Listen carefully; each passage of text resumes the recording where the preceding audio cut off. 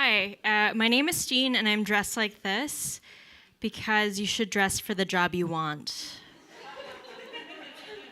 not the job you have.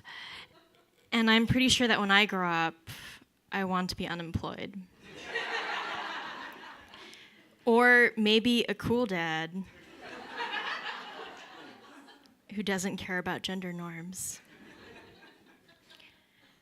As you can tell, I'm not a super feminine dresser, and it's because I'm trying to get rid of all the men in my life.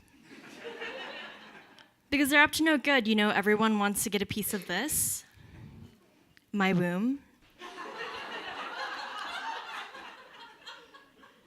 And I'm more interested in someone who wants a piece of this, I just want to meet a really nice, thoughtful guy who really enjoys skull fucking.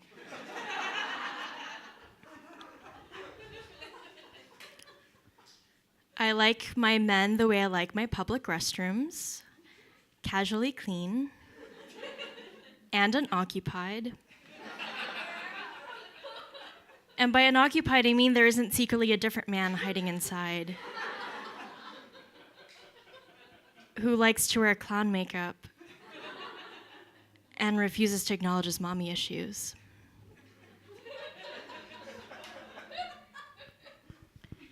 When I was growing up, my family used to have a pet dog robot, but then we had to put him to off.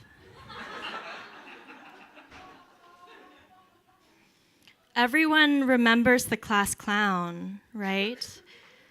But who remembers the class juggler? Because I don't remember the class juggler at all, which makes me wonder sometimes. Maybe I was the class juggler. But I just don't remember it.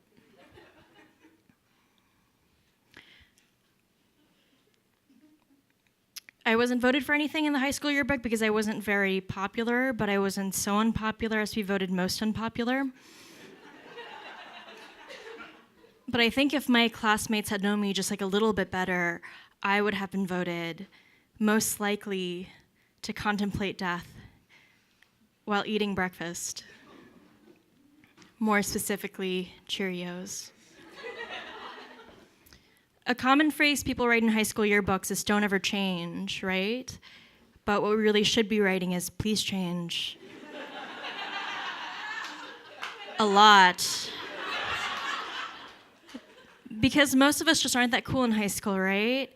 For example, when I was in high school, I really wanted to impress my crush by performing in the senior talent show, John Cage's 4 minutes and 33 seconds. But then I realized I had never taken piano lessons before. So nothing happened. I only have 2 friends. So grammatically, I can only have a better friend.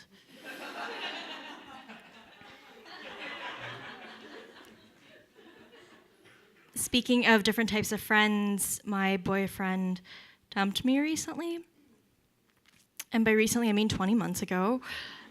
But it's something I think about all the time because it's like a totally normal thing to obsess over, at least according to my therapist, when he appears in my dreams.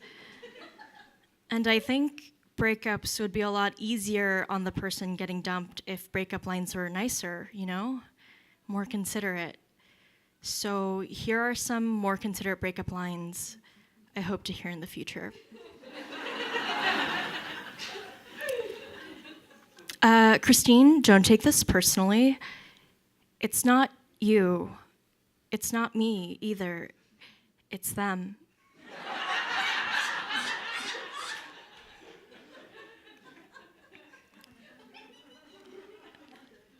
Christine, you're exactly who I thought you were, which is great, but I'm not at all who I thought I was.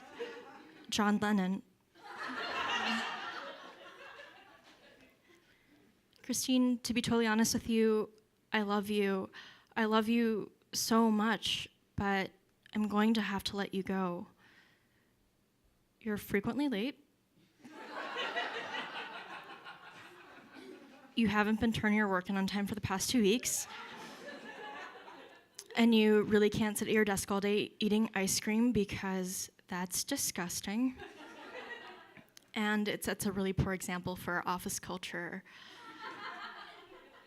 So please leave today.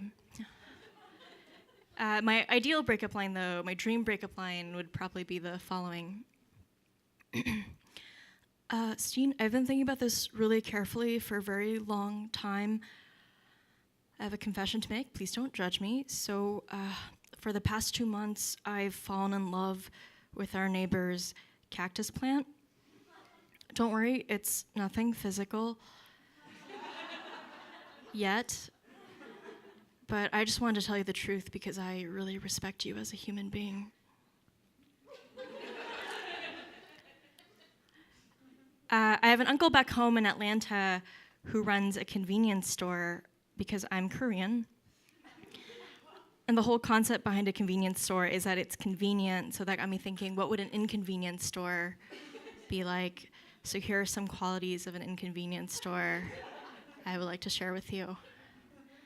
Everything in the store is either a fiber supplement or adult diaper, which is either really good or really bad depending on who you are. They are always out of condoms, and whenever they do have condoms, it's the really small kind, made for dogs.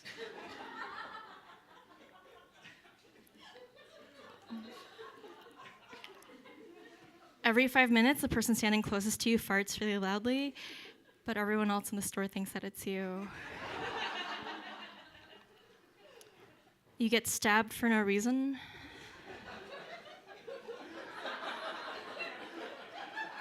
There's barbed wire everywhere. The magazine rack is guarded by a tiger, a real live tiger. Your parents are there to judge all of your purchases. And every time you try to buy liquor, you have to show 2 forms of ID and wrestle with a tiger from the magazine rack, which is pretty inconvenient, but also kind of thrilling at the same time. The most inconvenient thing, though, is when you try to check out, you have to talk to the cashier about the weather to make things less awkward. Speaking of awkward situations, my mom dumped me recently. Just kidding, we're still related. My mom, she sent me a friend request on Facebook, and I accepted. I said yes, because A, it was getting close to my birthday, and B, I wanted us to be friends, at least on Facebook. And my mom, she loves posting inspirational videos on my wall. And recently she posted a video of a golden retriever that had been trained by its owner to line dance to the song, "You're the One That I Want" from the movie Grease. And I clicked on the video. It was delightful. It made my day. It lifted my spirits. And then I scrolled down to the comments section, and my mom had written, "Christine, if this dog can learn how to dance, imagine what you can do with your life."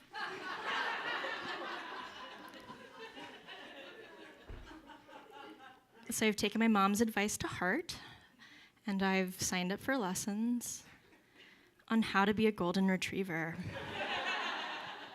You guys have been great. Before I go, I want to share with you a piece of life advice I found in a self-help book. It's part of the new green self-help movement. I don't know if you've heard of it, but it's all about saving yourself and the planet at the same time. And this piece of life advice has helped me get through some dark times, and I hope it helps you get through some dark times ahead as well, while reducing your carbon footprint.